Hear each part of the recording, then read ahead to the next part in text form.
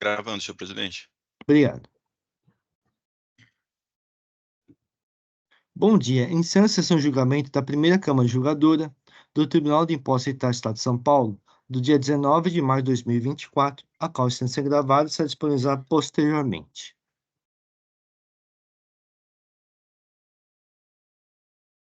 Todos os juízes confirmaram a presença no sistema. Eu vou iniciar a sessão no sistema do EPAT.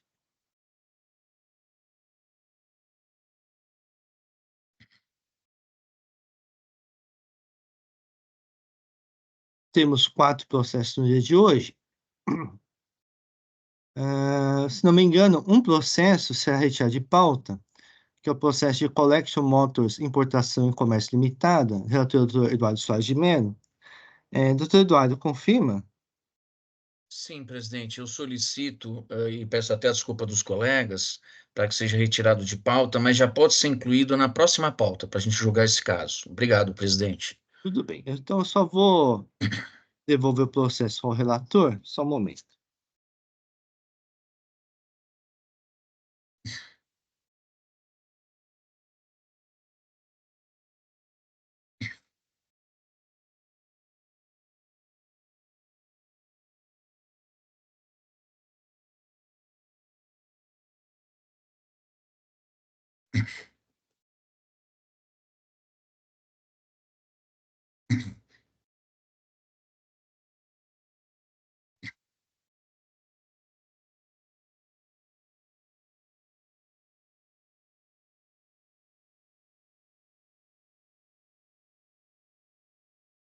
Muito bem, vamos. Então, temos 3 processos de hoje. Vamos começar com o processo de Confina Alimentos Industrial Limitada, em recurso de ofício. Relator Dr. Carlos Henrique. Não há protesto por sustentação oral. Muito bem, então o Dr. Carlos nos apresenta os autos. Obrigado, presidente. Vocês já tiveram acesso ao meu voto, eu vou ler meu voto rapidamente.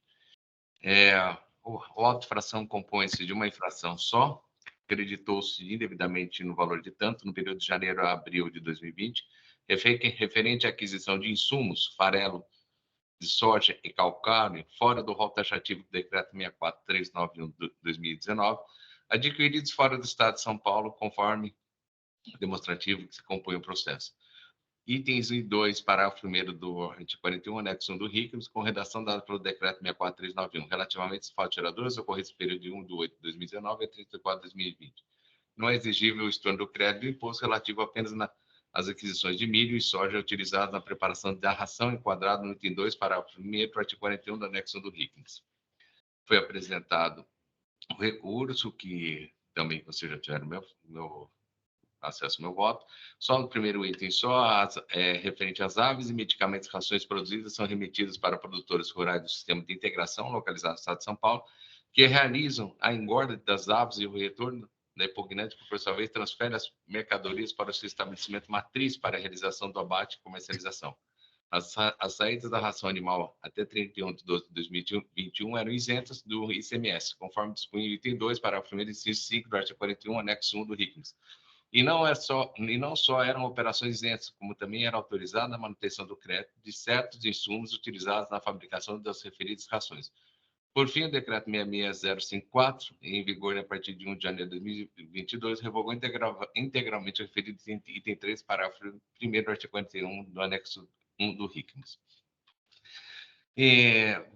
Houve a manifestação, e em manifestação também a fiscalização afirma que, em defesa, a empresa autuada demonstra que realmente acreditou de ICMS referente aos insumos não amparados pelo decreto 64391, mas que o mesmo após um lapso temporal de aproximadamente 3 anos, a mesma constatou o seu equívoco e providenciou, em 22 de março de 2023, o estorno do crédito de ICMS, conforme demonstrado em sua defesa, registrando que o estorno realizado pela empresa autuada aconteceu antes do início da ação fiscal ou de qualquer procedimento administrativo que se deu em 19 de junho de 2023, para o período de janeiro a dezembro de 2020, acarretando dessa forma a exclusão espontânea da infração. A decisão de primeira instância foi pela improcedência do auto de infração, cancelando a exigência do crédito tributário reclamado em razão da insubsistência do auto de infração. Foi apresentado recurso de ofício. Vou direto ao voto. A empresa em questão foi autuada por acreditar-se indevidamente o valor de tanto, no período de janeiro a abril de 2020, referente a aquisições de insumos farelo de soja e calcário fora do rol taxativo do decreto 64.391/19, adquiridos fora do Estado de São Paulo, conforme demonstrativo constante dos autos. Nos termos dos itens 2 e 3, parágrafo 1º do artigo 41, anexo 1 do RICS, na redação dada pelo decreto 64.391 de 2019, os geradores ocorridos no período de 1/8/2019 a 30/4/2020, não é exigido o estorno do crédito do imposto relativo apenas às aquisições de milho e soja utilizados na preparação da ração, enquadrado no item 2, parágrafo 1º, artigo 41 do RICS. Artigo 41 do anexo 1 do RICS, perdoe. O agente fiscal autuou a empresa em razão do suposto creditamento indevido dos referidos insumos no período destacado, conforme planilhas destacadas dispostas nas folhas 6 a 9 destes autos e as notas fiscais constantes nas planilhas acostadas. No entanto, antes mesmo de qualquer procedimento fiscalizatório, a empresa autuada verificou seu equívoco em relação à manutenção dos créditos CMS de determinados insumos no período de janeiro a abril de 2020.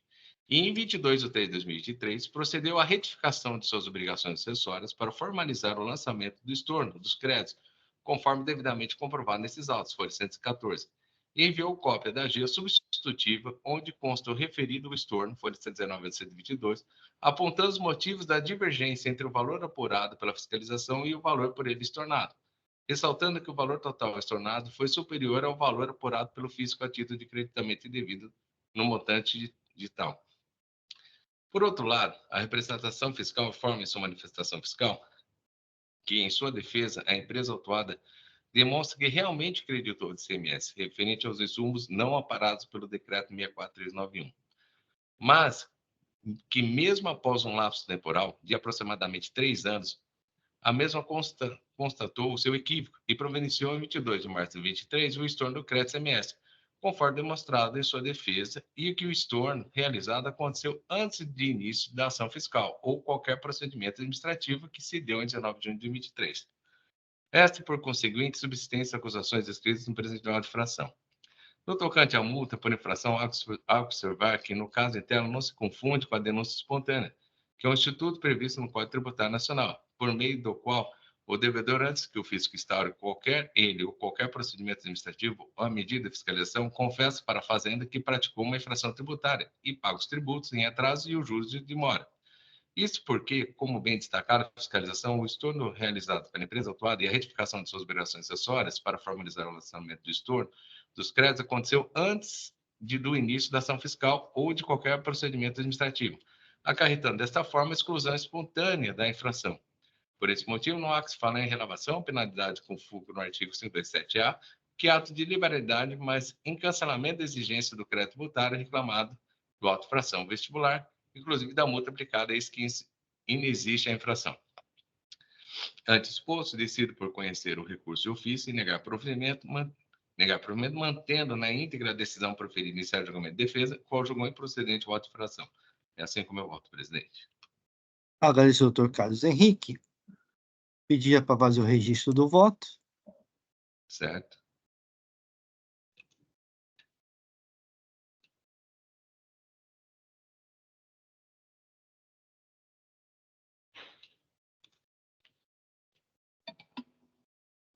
Está registrado, presidente.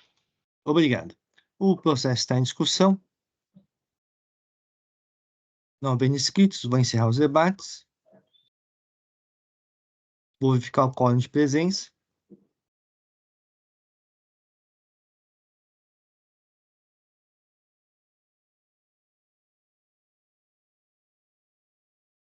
Vou iniciar a votação.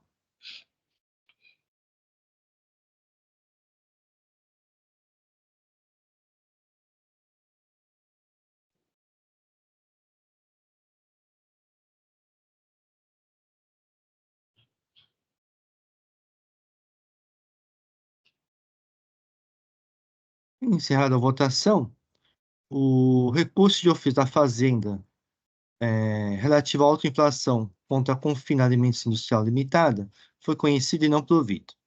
Agradeço a presença da doutora Thais. Obrigada a todos, bom dia. Bom dia. Bom dia.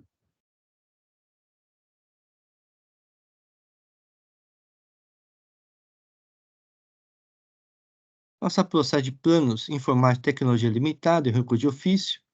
Não há protesto por sustentação oral.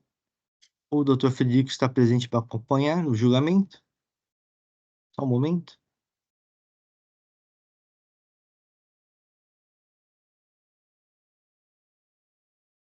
Muito bem, trata-se de recurso de ofício interposto contra a decisão proferida pela TJ2, que julgou.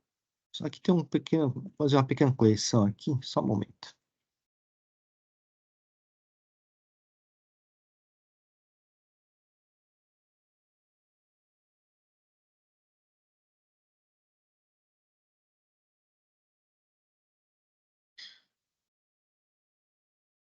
Muito bem, trata-se de recurso de ofício interposto contra a decisão proferida pela TJ2, que julgou improcedente o AI. O contribuinte é acusado de deixar de pagar ICMS decorrente de operações de saída de mercadorias tributadas omitidas ao fisco, apurado por meio do levantamento fiscal. Receber mercadorias sem documentação fiscal, sem que os valores ao fim apontados foram apurados por meio do levantamento fiscal. A adição em primeira instância julgou parcialmente procedente o AIM. O NFC Osasco informou a liquidação do item 1, restando pendente o recolhimento do item 2 do AIM. A douta representação fiscal ofertou parecer em recurso de ofício, propugnando o não provimento de recurso de ofício. O contribuinte apresentou petição informando que não pretende continuar a discussão administrativa e que irá recolher o débito remanescente do item 2 do AIM e reitera o pedido de homologação de sua desistência e alocação dos valores para que possa confessar o débito correto. Não foi interposto recurso ordinário. Passar ao voto. Quanto ao item 1 do AIM, ele foi integralmente liquidado conforme certificado pelo fisco. Assim, nos termos do artigo 88 da Lei 13.457, o processo resta extinto com a referido item. Relativamente ao item 2 do AIM, o auditor fiscal autuante reconheceu os equívocos no levantamento fiscal realizado, elaborando novo demonstrativo 3. A adição pela instância reconheceu a correção realizada pelo auditor fiscal autuante, bem como a douta tramitação fiscal. A autuada, por sua vez, declarou que não pretende continuar a discussão administrativa e não interpôs recurso ordinário, restando a agência fiscal remanescente em controvérsia, nos termos do artigo 20 da Lei 13.457. Assim, não merece reparos decidido deste modo mantém a agência fiscal conforme referido demonstrativo de folhas 1348 a 1359. No tocante ao pedido, desculpa, aqui ficou um pequeno erro. No tocante ao pedido de homologação de sua desistência e alocação dos valores para que possa confessar o débito correto, a matéria não é afeta à competência deste órgão de julgamento, conforme o artigo 34 do Decreto 54.486/2009. Observe que a desistência ou confissão por parte da autuada opera apenas em relação ao seu recurso, mas não o exame necessário, como no caso de ofício, e nem eventual recurso da Fazenda Pública Estadual. Somente após o trânsito em julgado administrativo é que os valores reduzidos pelo usuário de julgamento tornam-se definitivos, tornando-se então passíveis de recolhimento por parte do autuado. Antes do trânsito em julgado administrativo, caso o autuado deseje realizar o recolhimento, ele deve ser feito pelo montante originalmente de autofração, uma vez que o lançamento goza de presunção de legitimidade e legalidade. Nesse sentido, cito aqui uma jurisprudência do STJ. Pelo exposto, conheço o público de ofício. Só um momento aqui que eu vou fazer uma pequena correção aqui de erro de digitação. Só um momento.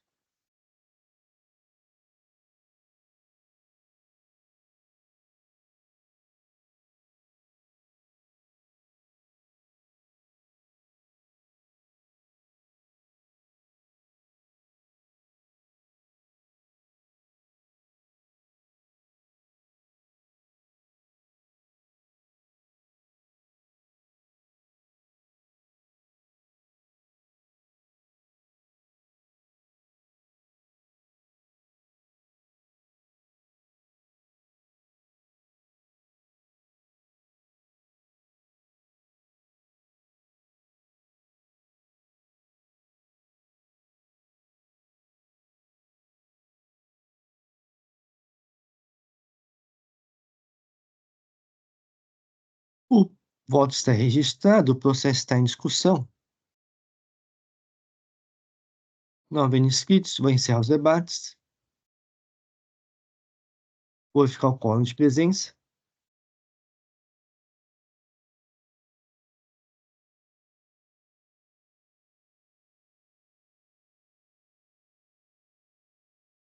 Vou iniciar a votação.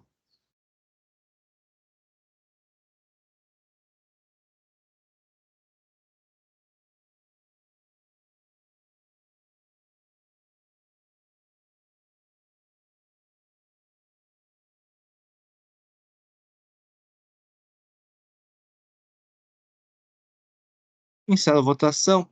O recurso de ofício da Fazenda Pública Estadual no processo de planos, informática e tecnologia limitada foi conhecido e não provido. Agradeço, presidente, doutor Federico. Bom dia, Tonés. Bom dia a todos. Tchau. Bom dia, obrigado. Obrigado.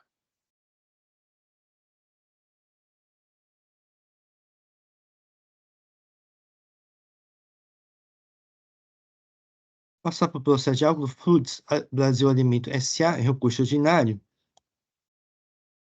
Só um momento. Presidente, só um minuto. Sim. Me perdoe, o meu empate deu problema aqui, vou tentar sair e entrar novamente, viu, presidente? Ok, sem problema. Enquanto isso, eu vou fazer o registro da ausência do patrono.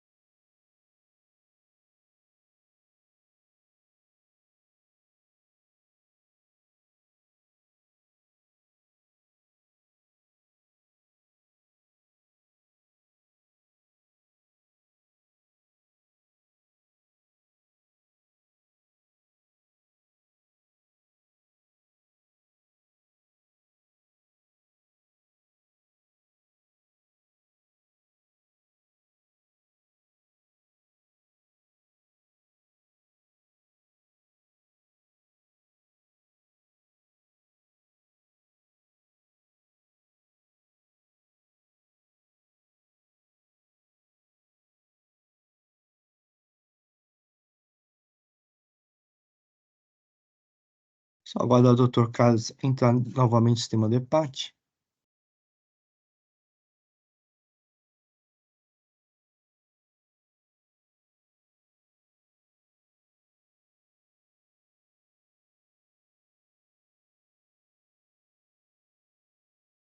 Entrei, presidente. Tudo certo.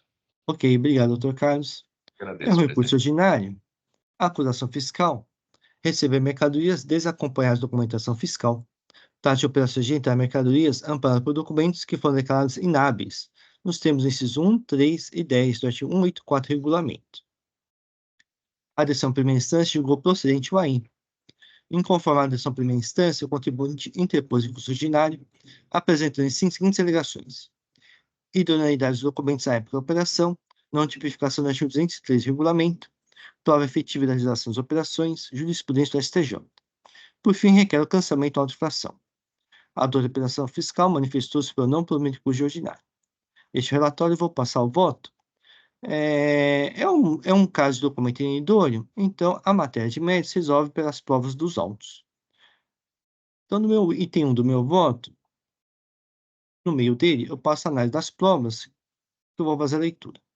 Quanto às provas, a Câmara Superior CETIT e o STJ aceitaram o argumento da boa-fé destinatários das mercadorias acobertadas por documentação fiscal inábil, desde que haja demonstração da veracidade das operações de compra e venda. Analisando os documentos de folha 157 a 1004, como citados em recurso, as folhas 159, 234 e 313, constam e-mails de negociação de milho em grãos com o time da Unigrain. Terceiro, não emitendo notas fiscais localizado em Atibaia, local diverso ao do emitente da nota fiscal e sem inscrição estadual. As folhas 384, 421, 455 constam contratos de compra e venda de milho e soja em grãos com o time da New Palma. Terceiro, não emitendo notas fiscais com a inscrição estadual baixada desde 31 de 8 de 2015, sendo que as operações são objeto de auto-infração, ocorreram em novembro de 2020 a janeiro de 2022. Deste modo, não há provas de que efetivamente há negociação de compra e venda das mercadorias com a empresa emitendo notas fiscais. Quanto aos complementos de pagamento, há terceiros como beneficiários: DFC Fundo de Investimento, FDC Via Invest, G2 Gestão Inteligente, FIDC da indústria EX. A Câmara Superior de CITIS não aceita o comprovante de pagamento efetuado a terceiro, conforme o processo DRT 9640543/2011, relatoria Dr. Jean Paulo Camino Dringo. Ainda a Câmara Superior de CITIS não aceita apoio de pagamento para apenas parte das operações. Processo DRT 54033-316/2014, voto do Dr. Alberto Podcaer. Assim, os elementos trazidos pela autuada como prova de negociações de pagamento não são suficientes para demonstrar a veracidade das operações que a empresa emitiu aos fiscais. Ademais, a comprovação do pagamento per si não é elemento suficiente para demonstração da boa-fé, uma vez que ela comprovaria a existência de movimentação financeira, que pode derivar de simulação, mas não comprova a efetiva movimentação física de mercadorias entre o suposto vendedor e o comprador. Nesse sentido, cita a decisão da Câmara Superior no processo da ETC2, 1033-477/2011, relator Dr. Egger Padilha Maciota, que diz o seguinte: a suposta movimentação probatória de pagamentos, parte, por si só, não pode ser reconhecida como suficiente para a validação do crédito. Nesse sentido, quanto ao transporte de mercadorias, diversas notas fiscais não possuem identificação do transportador ou estão incompletos. O artigo 203 do regulamento traz a seguinte obrigação para o destinatário das notas fiscais: o destinatário da mercadoria do serviço é obrigado a exigir documento fiscal hábil com todos os requisitos legais de quem deve emitir.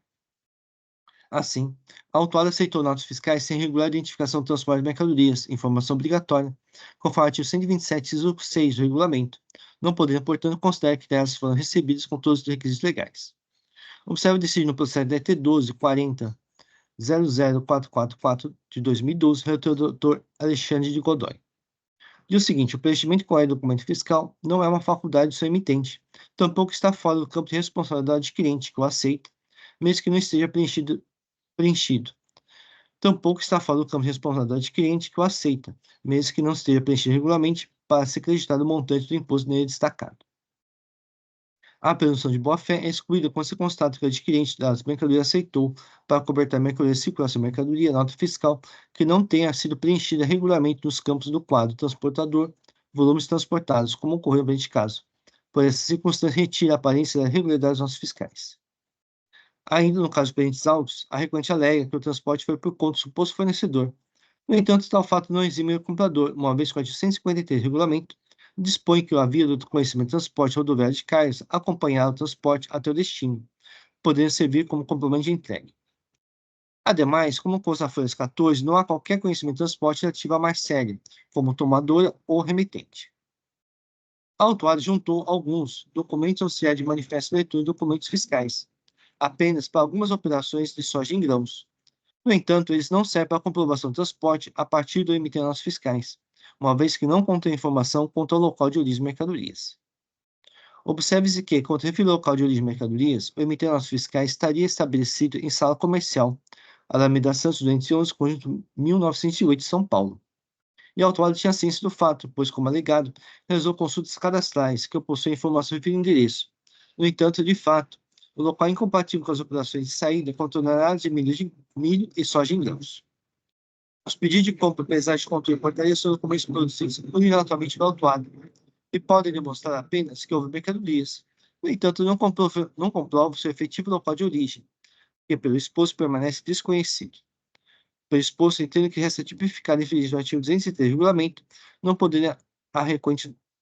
haver a requerente logrado êxito em provar a efetiva realização de operações que omitem notas fiscais em linha boa-fé, de acordo com a jurisprudência do STJ. Pelo exposto, conheço e nego o provimento de curso ordinário. É assim que eu voto. Só vou fazer o registro do voto.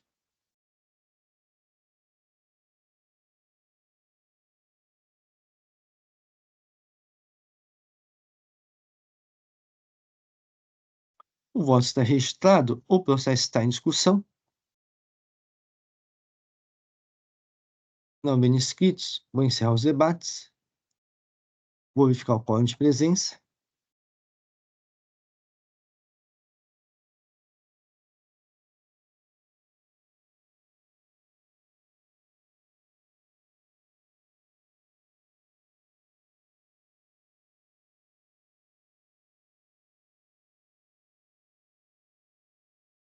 Vocês estão conseguindo confirmar a presença? Sim. É que minha tela aqui ainda não está atualizada. Sim. Ok, vou iniciar a votação.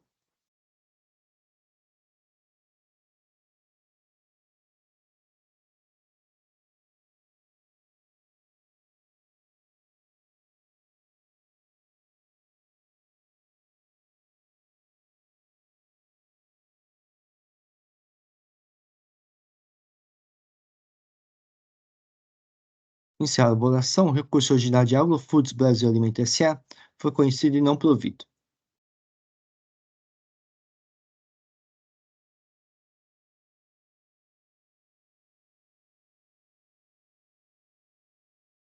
Muito bem, com isso encerramos os processos do dia de hoje. Agradeço a presença de todos. Pedia para o Jailson encerrar a gravação.